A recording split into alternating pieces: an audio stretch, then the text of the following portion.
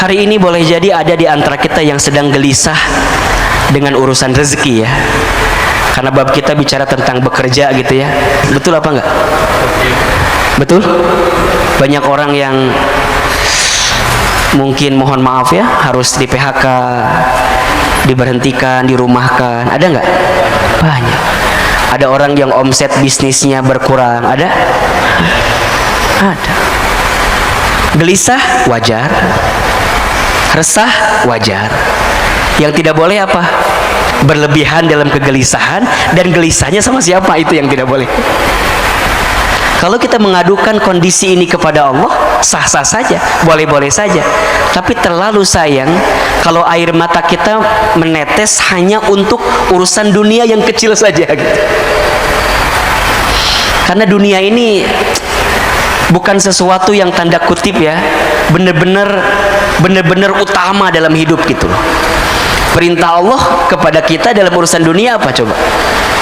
Wala tansa nasibaka minad dunya. Jangan lupakan urusan dunia.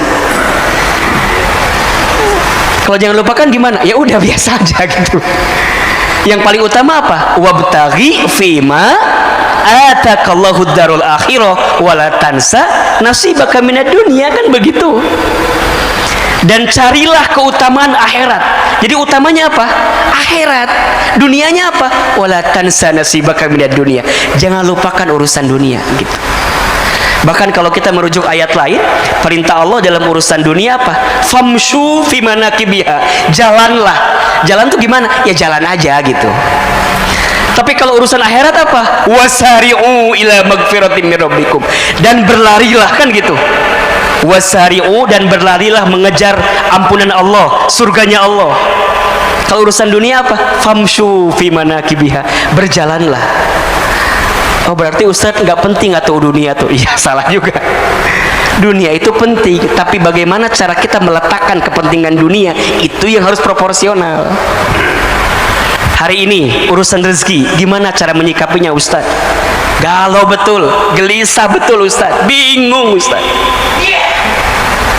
Tentang rezeki ya, catat ada 4 sikap yang perlu kita hadirkan. 1, rezeki sudah tertakar, tak mungkin tertukar. Ulangi apa Bapak Ibu? Saya sekali Bapak Ibu sekali ya. Rezeki sudah tertakar. Rezeki sudah tertakar, tak mungkin tertukar. Yakin atau tidak? Percaya atau tidak? Serius? Benar? Betul? Terus kenapa masih gelisah? Cicilan belum dibayar Ustaz. Apa Bu? Ustaz, apakah setiap manusia yang hidup sudah tertakar rezekinya? Sudah. Surat Hud ayat 6, perhatikan. Surat Hud ayat 6. Ini ayat yang kalau saya lagi gelisah urusan rezeki, Bapak Ibu, Ahilman juga sering gelisah urusan rezeki. Manusia biasa. Kalau saya sedang gelisah, saya buka ayat ini. Ya. Apa kata Allah? A'udzubillahi minasyaitonirrajim. Bismillahirrahmanirrahim.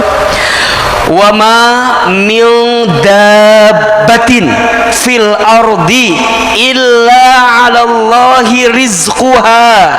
Tuh. Wa ma min dabbatin, dan tidak ada makhluk yang melata hidup fil ardi, di muka bumi. Jadi bahasa gampangnya, makhluk yang melata aja gitu. Makhluk yang melata aja gitu. Apalagi kita yang tidak melata. Kita melata atau tidak? Yang melata contohnya apa? Apa Bu yang melata? Cicak. Cicak ada rezekinya atau tidak? Rezeki cicak apa? Nyamuk. Nyamuknya datang sendiri atau cicak yang nyamperin nyamuk?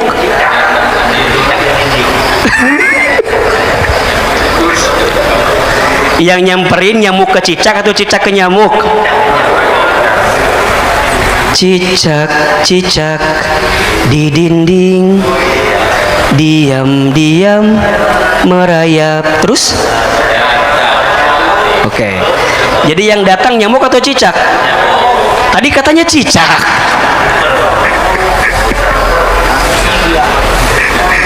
Tidak usah memperdebatkan nyanyian itulah ya. Bapak Ibu, ini banyak orang yang lupa tuh. Ada konteks yang pertamanya apa? Cicak di mana kerjanya? Kantor cicak di mana? Di dinding. Ya. Apa kerjaan cicak? Diam-diam merayap. Ini ada diam-diam merayap. Itu ikhtiar atau bukan? Itu usaha atau bukan? Ya, ya, betul nggak? Ya, konteksnya sebelum ke sana nih. Nanti itu akan ada pada sikap kedua. Sikap pertamanya illa 'alallahi rizquha, dan setiap manusia yang hidup, makhluk yang hidup, bahkan yang melata pun 'alallahi rizquha, dijamin oleh Allah rizkinya. Maka kalau hari ini ayah, bunda, bapak, ibu, kita semua jamaah yang hadir masih diberikan kesempatan hidup oleh Allah, maka di saat yang bersamaan Allah masih menyiapkan jatah rezeki untuk kita. Kalau hari ini kita masih bangun dari tidur kita, masih membuka mata kita, masih menghembuskan nafas kita, maka di saat yang bersamaan tolong catat baik-baik, masih ada jatah rezeki untuk kita. Karena seseorang tidak akan pernah diwafatkan oleh Allah sebelum habis jatah rezekinya. Berarti kalau sekarang kita masih hidup, masih ada rezeki bagi kita atau tidak? Yakin masih ada? Apa rezekinya? Bukankah membuka mata rezeki? Bukankah bernapas rezeki? Bukankah kita melihat keluarga rezeki? Bukankah kita masih punya sahabat rezeki? Bukankah kita masih bisa menikmati hidup adalah rezeki? Jangan pernah membatasi rezeki pada sifat yang bentuknya materi saja. Terlalu kecil, terlalu kerdil kalau kita membatasi rezeki pada bab yang sifatnya rupiah saja, yang pada sifat duitnya saja. Gaji terbatas, tapi rizki Allah tidak terbatas. Gaji ada selipnya, tapi rezeki tidak ada selipnya. Gaji ada tanggal bulannya, tapi rezeki tidak ada tanggal bulannya. Setuju atau tidak? Yakin? Paham? Jadi kalau hari ini kita masih hidup, masih ada rezeki atau tidak? Tuh, kenapa insya Allah jawabannya? Kadang-kadang insya Allah nggak yakin gitu loh. Yakin. Maka apa sifat yang kedua sikapnya? Ikhtiar. Wa alaisa lil insani illa ma sa'a, dan seseorang tidak akan mendapatkan sesuatu kecuali apa yang diusahakannya. Gitu. Maka yakin di hati rizkinya masih ada, tapi jangan diem. Tenang aja lah, udah ada kok. Gak bisa. Kerja, jalan, ikhtiar, usaha. Tapi kan Ustaz, usaha apa tuh sekarang mah? Nah, ada nggak bahasa kayak gitu tuh? Ustaz, usaha apa sekarang mah? Nggak ada Ustaz. Yang ada malah kita di PHK Ustaz. Ada nggak yang kayak gitu tuh? Berhenti, ganti kalimatnya. Bapak Ibu hadirin yang boleh jadi hari ini diberhentikan dari pekerjaannya, boleh jadi ini adalah waktu kita untuk memulai usaha atau dagang kita. Ayo belajar saja, bekerja saja, apa yang bisa kita hadirkan. Kalau ada teman kita misalnya, mohon maaf, yang dia punya barang apa, kita bilang boleh nggak saya jadi resellernya, jualan. Kita punya banyak teman di kontak kita. Masa sih dari sekian banyak teman gak ada yang mau beli? Dari 500 teman kita di sini, coba tawarin aja dulu dah. Masa nggak nyangkut 1-2 mah? Itu ikhtiar kita. Tapi konteksnya ingat yang pertama, dalam ikhtiar jangan menuhankan ikhtiar. Jelas gak kira-kira? Jangan menuhankan ikhtiar, tetap menuhankannya Allah. Ikhtiar kita hanyalah wasilah kita saja untuk menunaikan apa yang Allah perintahkan kepada kita. Ada yang nanya gini, Ahilman, iya, kan katanya rezeki sudah tertakar, tak mungkin tertukar, sudah dijamin. Terus untuk apa kita bekerja? Ada nggak yang suka nanya begitu tuh? Ini pertanyaan pasrah namanya tuh. Coba saya mau tanya, Bapak Ibu, kenapa kita masih bekerja? Kenapa kita masih berusaha? Hah? Karena itu ikhtiar. Kenapa harus ikhtiar? Kan katanya rezeki sudah dijamin.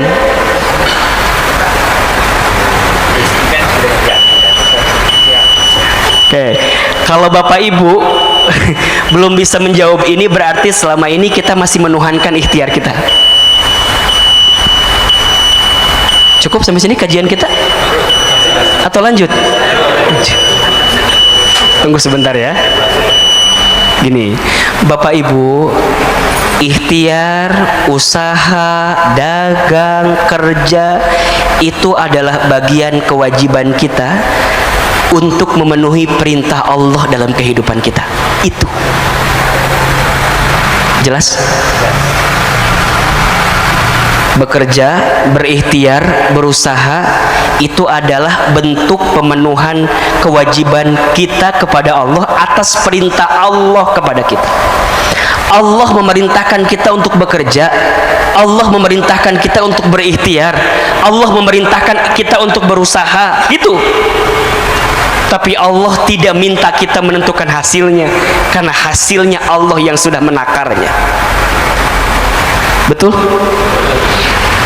Justru kalau kita tidak bekerja, kita akan diminta pertanggungjawaban oleh Allah karena kita nggak bekerja, karena kita nggak berusaha, karena kita nggak berikhtiar.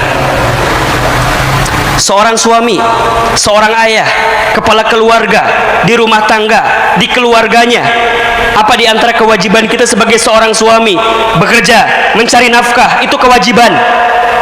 Berarti kalau kita tidak bekerja, tidak mencari nafkah, kelak kita akan dihisab oleh Allah Subhanahu wa taala. Hei Hilman, misalnya, kamu jadi suami, kamu jadi ayah, kamu nggak bekerja, kamu nggak mencari nafkah, kamu nggak berusaha, kamu ngapain aja? Itu yang akan ditanya. Jadi hari ini kita bekerja, hari ini kita berusaha adalah bentuk pemenuhan kewajiban kita kepada Allah. Ya Rob, hamba bekerja, hamba berikhtiar, tapi hamba yakin ya Rob, hasilnya Engkau yang menentukan segalanya. Maka disinilah harus ada sikap yang benar-benar confirm gitu loh. Rizki Allah yang jamin, kita hanya berikhtiar menjalankannya. Nah, tinggal nanti yang ketiga, ikhtiar yang seperti apa yang Allah sukai, kan begitu? Ikhtiarnya adalah ikhtiar yang tidak membuat kita jauh dari Allah. Ikhtiar apa? Ikhtiar dengan kekuatan takwa kepada Allah. Maka dalam dia ikhtiar, apa yang dia perhatikan? Bukan banyak sedikitnya harta yang dia dapatkan, bukan. Apa yang dia pikirkan? Halal haramnya, berkah tidaknya, surga nerakanya, baik tidaknya, itu yang dia pikirkan. Bukan banyak sedikit, tapi yang dia pikirkan, ini berkah nggak ya? Ini halal tidak ya? Itu jadi pertimbangan betul. Kenapa? Karena bekerja yang dihiasi dengan ketakwaan kepada Allah, maka itulah yang akan mengantarkan keberkahan dalam hidupnya. Wa may yattaqillah yaj'al lahu makhraja wa yarzuqhu min haitsu la yahtasib. Dan barang siapa yang bertakwa kepada Allah, dalam bekerjanya ada ketakwaan kepada Allah. Satu, dia tidak meninggalkan perintah Allah, tahu betul mana prioritasnya. Ketika datang panggilan azan, panggilan sholat, kemudian dia berhenti sejenak, tunaikan perintah Allah. Ketika memilah-milih pekerjaan, maka dia pilih-pilih benar-benar pekerjaannya. Bukan hanya gajinya besar atau kecil, bukan, tapi ini berkah nggak ya? Ini halal nggak ya? Ustadz, apa itu ukuran berkah? Dua ukuran berkah itu. Satu, berkah itu kan maknanya ziyadatul khair ya, bertambahnya kebaikan. Ada dua indikatornya. Satu, bertambah ketaatan kita kepada Allah. Yang kedua, bertambah manfaat kita kepada manusia. Nah, itu berkah tuh. Jadi kalau hari ini Bapak Ibu ingin mengukur apakah pekerjaan saya berkah, apakah harta saya berkah, lihat dua hal tadi. Satu, apakah membuat kita makin dekat dan taat ke Allah atau tidak. Kalau dengan pekerjaan ini malah kita malah jauh dari Allah, melakukan semua yang Allah larang malah di dalamnya, mohon maaf, ada dosa, ada maksiat, nggak berkah sebanyak apapun yang kita dapatkan. Dan yang kedua, bermanfaat bagi manusia yang lain. Tinggal yang keempat, nanti hasilnya apa? Kita serahkan hasilnya kepada Allah. Yakin rezeki dijamin oleh Allah. Dua, ikhtiar sebagai bentuk kewajiban kita atas perintah dari Allah. Yang tawakal itu adanya di awal, di tengah, atau di akhir? Di mana? Di semuanya. Tawakal sebelum ikhtiar. Apa contohnya? Apa? Doa. Ya kan? Niatnya benar. Hari ini kita sholat subuh, sebelumnya sholat tahajud. Ini tawakal sebelum ikhtiar kita gitu loh. Datangi Allah, ketuk pintu langitnya, angkat kedua telapak tangan, munajat kepada Allah, minta sama Allah. Kadang-kadang fokus kita lebih sibuk kepada pekerjaan kita, tapi kita nggak ngetuk pintunya Allah sebelum kita bekerja. Kita ini kadang-kadang kalau ketinggalan kereta, sibuknya minta ampun. Tapi kita lupa ini untuk menengadahkan tangan, untuk bermohon kepada Allah dengan urusan-urusan dunia kita agar Allah menuntun kita. Maka ada tawakal sebelum ikhtiar. Bagaimana caranya? Datangi Allah, bangun di sepertiga malam, sholat tahajud, munajat, zikir, doa, muhasabah, nangis di hadapan Allah. Mohon maaf, kalau kita menginginkan sesuatu tapi masih belum terbukti dengan sholat tahajud kita, berarti kita masih belum serius, belum bersungguh-sungguh menginginkan sesuatu yang kita mintakan kepada Allah. Maka hari ini Bapak Ibu, sahabat saya yang sedang sulit urusan dunianya, urusan rezekinya, ayo bangun di sepertiga malam, minta sama Allah, nangis kalau bisa. Bukankah waktu sepertiga malam itu adalah waktu yang sangat istimewa? Janji Allah kepada kita surat Al-Isra 79, wa minal laili fatahajjad bihi nafilatan laka asa ayyab'asaka rabbuka maqaman mahmuda. Dan di waktu malam, fatahajjad bihi, bangunlah kamu. Untuk apa? Dirikan sholat tahajud, nafilatan laka, sebagai tambahan untuk dirimu. Apa yang Allah janjikan kepada kita, asa ayyab'asaka rabbuka maqaman mahmuda, maka niscaya Allah akan angkat derajat hidupmu maqaman mahmuda, ke tempat yang mulia. Ayo bangun, bangun.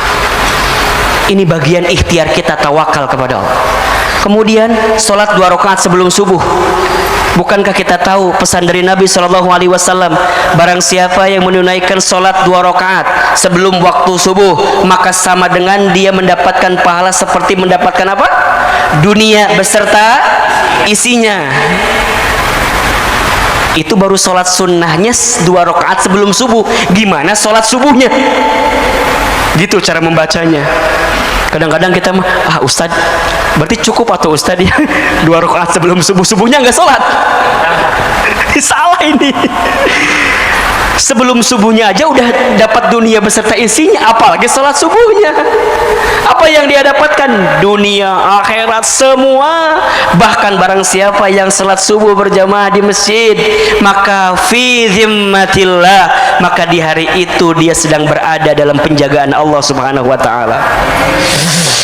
Insya Allah. Kalau sudah Allah jaga, apa yang kita risaukan? Kalau sudah Allah jaga, apa yang kita gelisahkan? Betul atau tidak? Berarti ada tawakal sebelum ikhtiar. Yang kedua, tawakal ketika ikhtiar. Gimana maksudnya? Kita hanya memilih mana yang baik menurut Allah, bukan yang baik menurut kita. Karena yang baik menurut kita belum tentu baik di mata Allah, tapi yang baik menurut Allah itu pasti baik untuk kita. Maka benar-benar dia pertimbangkan, ini baik nggak ya, ini enggak ya, ini halal nggak ya, ini haram nggak ya. Itu tawakal kepada Allah. Dan dia tidak meninggalkan kewajibannya kepada Allah. Termasuk kewajiban kita kepada Allah adalah ikhtiar dan usaha kita. Sampai yang ketiga, tawakal ba'da ikhtiar, tawakal setelah ikhtiar. Kita serahkan hasilnya kepada Allah. Maksimalkan ikhtiar, kuatkan doa, hasilnya kita serahkan kepada Allah, karena Allah lebih tahu apa yang diberikan untuk kita semua. Maka Bapak Ibu yang dirahmati Allah, hadirkan syukur di hati kita, betul-betul bersyukur.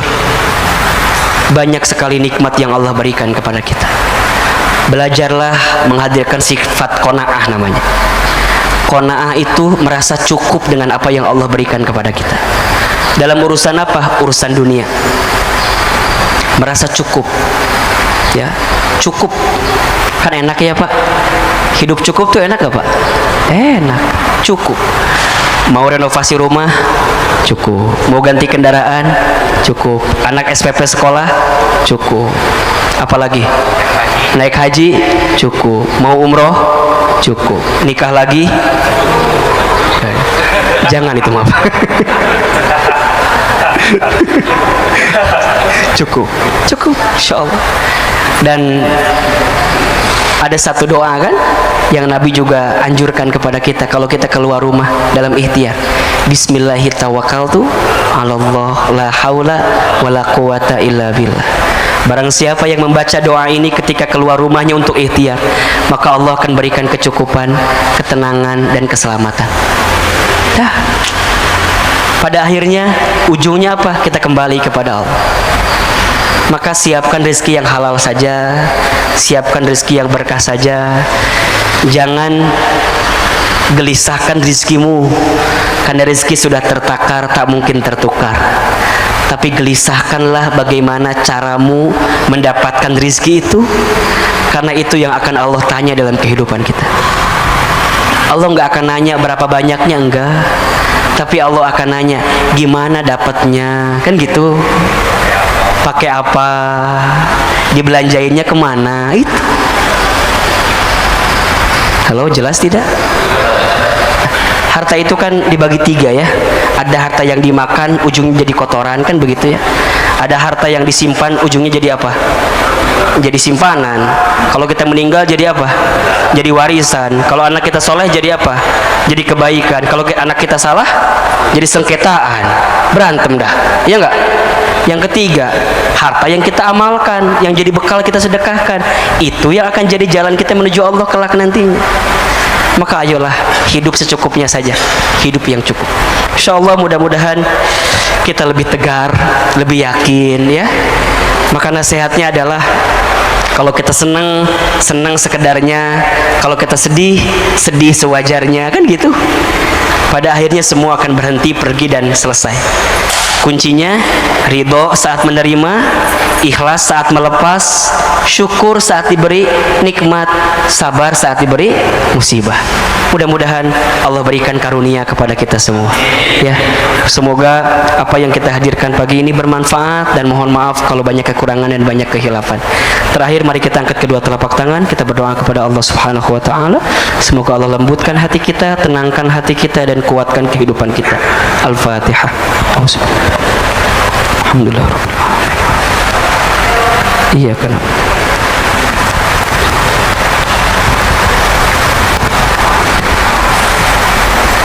Istighfar 3 kali. Astagfirullah.